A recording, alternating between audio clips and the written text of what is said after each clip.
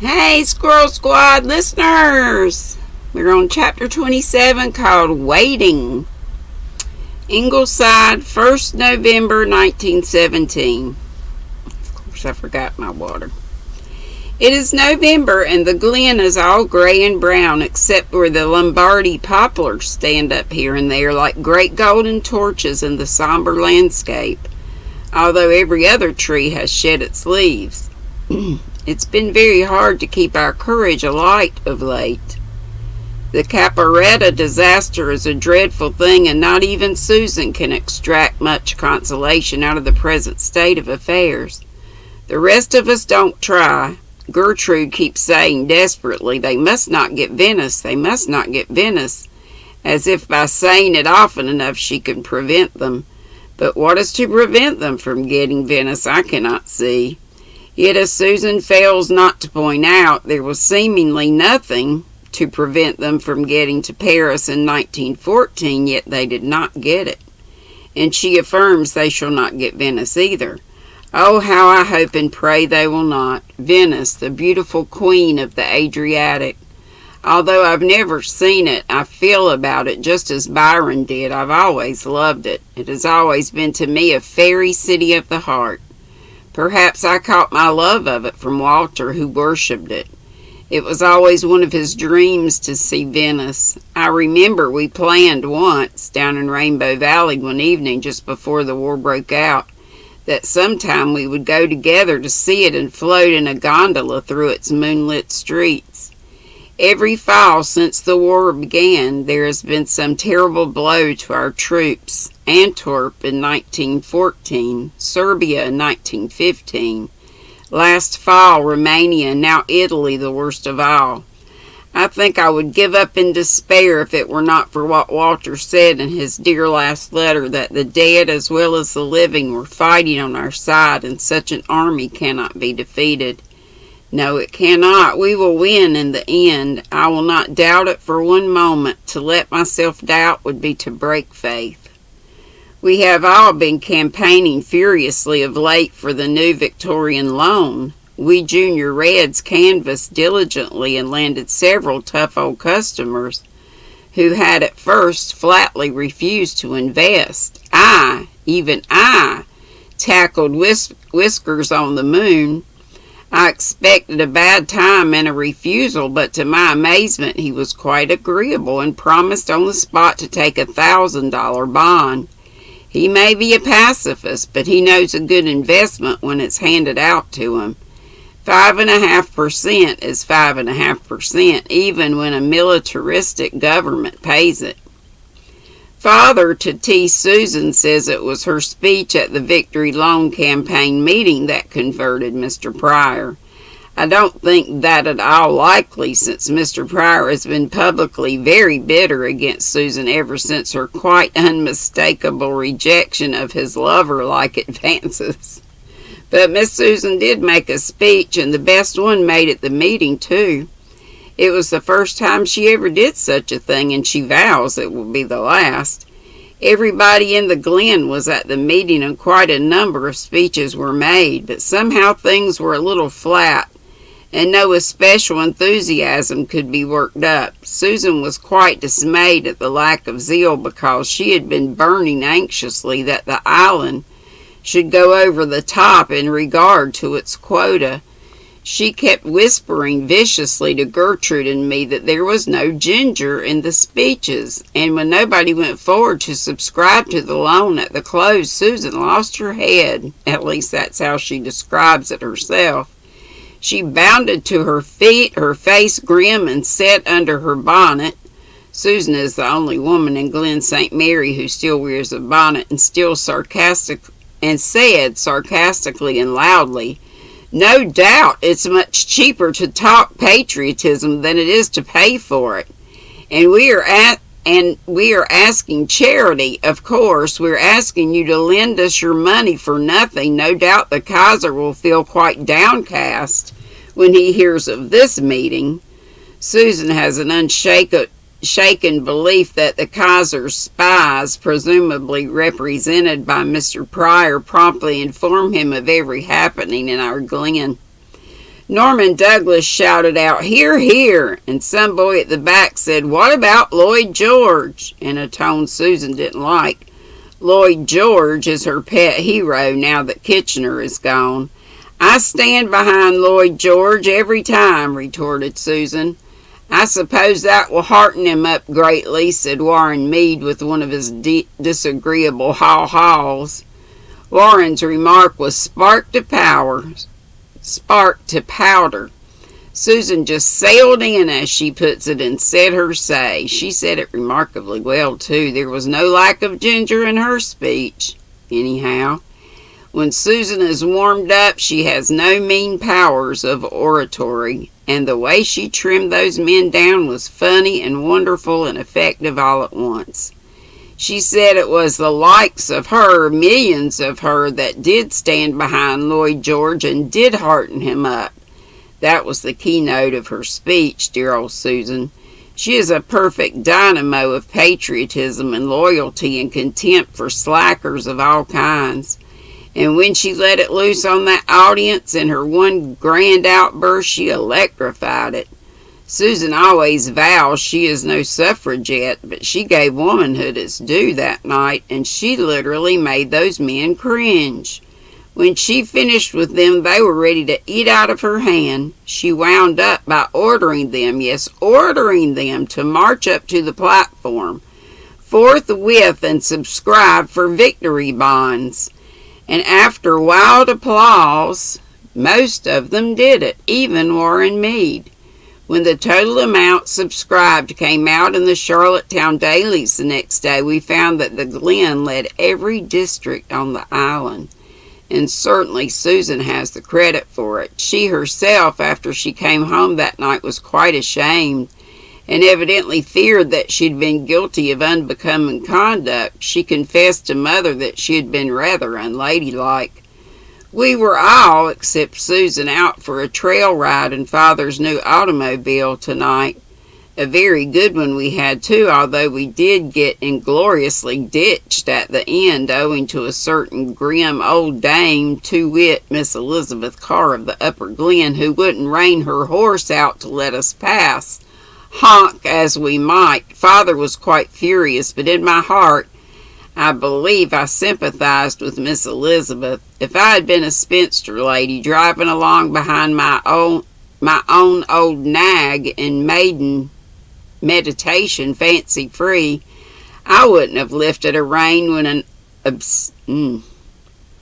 obstreperous car hooted blatantly behind me. I should just have set up as dourly as she did and said, "Take the ditch if you're determined to pass." We did take the ditch and got up to our axles in sand and sat foolishly there, while Miss Elizabeth clucked up her horse and rattled victoriously away. Jim will have a laugh when I write him this. He knows Miss Elizabeth of old, but will Venice be saved? 19th November 1917. It is not saved yet. It is still in great danger, but the Italians are making a stand at last on the Piave line.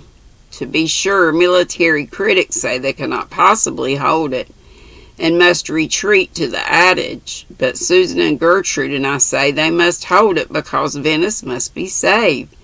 So what are the military critics to do? Oh, if I could only believe that they can hold it. Our Canadian troops have won another great victory. They have stormed the, Passchendaele Ridge and held it in our face of all counterattacks. None of our boys were in the battle, but the casualty list of other people's boys. Joe Milgrave was in it, but came through safe. Miranda had some bad days until she got word from him. But it's wonderful how Miranda has bloomed out since her marriage. She isn't the same girl at all. Even her eyes seem to have darkened and deepened, though I suppose that is just because they glow with the greater intensity that has come to her. She makes her father stand round in a perfectly amazing fashion. She runs up the flag whenever a yard of trench on the western front is taken. And she comes up regularly to our Junior Red Cross, and she does, yes she does, put on funny little married woman airs that are quite killing, but she's the only war bride in the Glen, and surely nobody need grudge her the satisfaction she gets out of it. The Russian news is bad too. Kerensky's government has fallen and Lenin is dictator of Russia.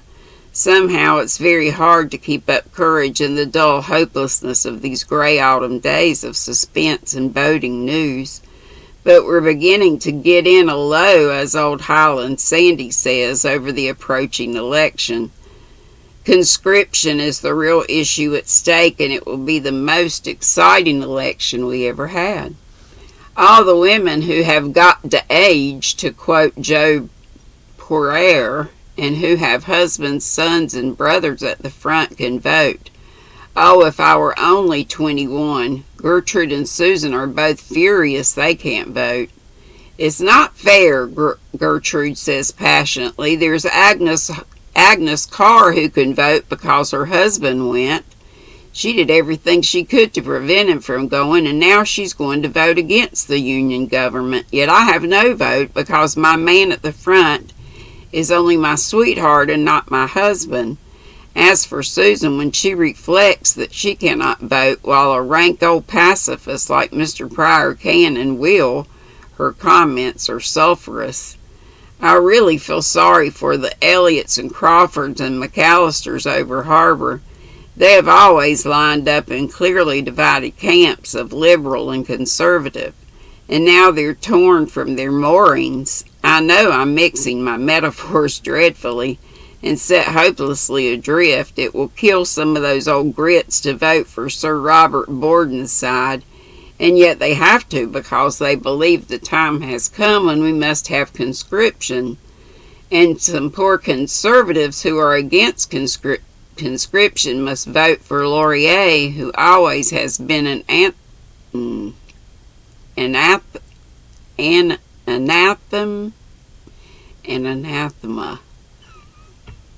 I don't know. To them.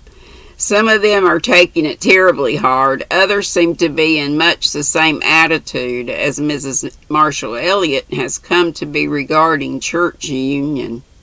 She was up here last night. She doesn't come as often as she used to. She's growing too old to walk this far. Dear old Miss Cornelia. I hate to think of her growing old.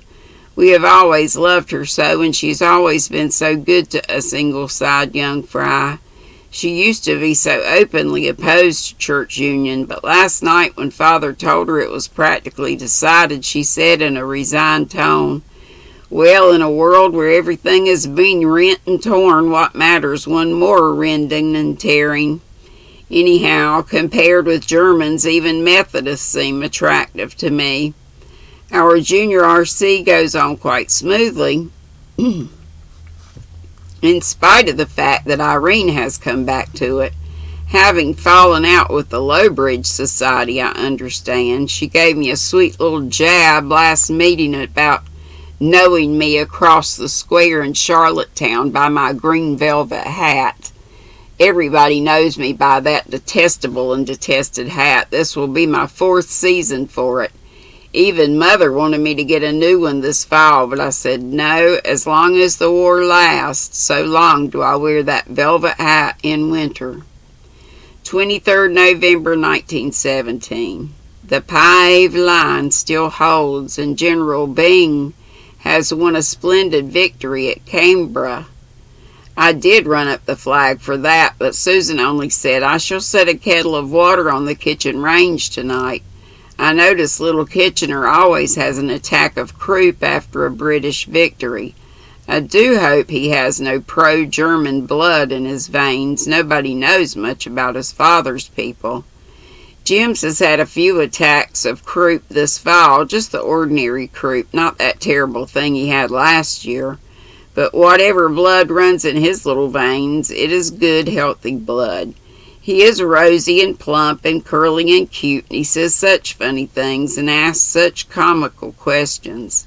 He likes very much to sit in a special chair in the kitchen, but that is Susan's favorite chair too, and when she wants it out, Jims must go. The last time she put him out of it, he turned around and asked solemnly, "When you are dead, Susan, can I sit in that chair?"